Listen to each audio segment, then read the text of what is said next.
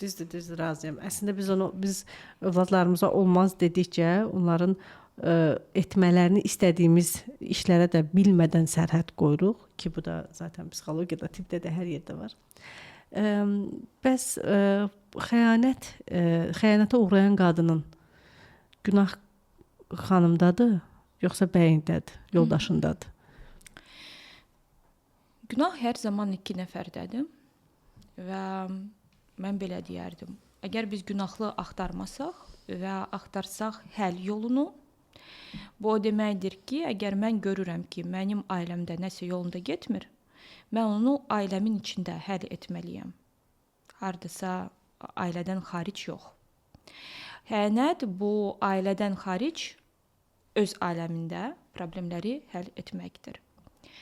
Bəli, əlbəttə ki, biz əgər baxsaq özümüzə və necə biz davranırıq, necə biz öz yoldaşımızla münasibət qururuq, necə biz ailə içində özümüzü ifadə edirik, burada bəzən görə bilərik ki, çox böyük səhvlərə yer veririk. Misal üçün, özümüzü unuduruq, yoldaşımızı unuduruq və yalnız uşağımıza başlayırıq bağlı olmağa. Uşağın içində biz məna axtarırıq, həyatın mənası və bütün öz varlığımızı ora yönəldirik.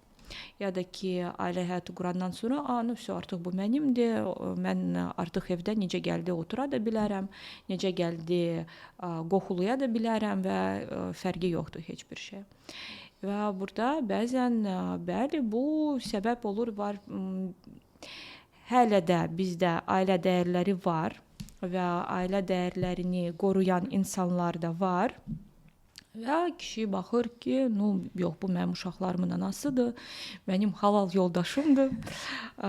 Məndə belə bir ümumiyyətlə sual dayana bilməz ki, mən onu bu şeylərə görə atım, ya da ki, ümumiyyətlə o da anlamır bəlkə də nədir yolunda getməyən.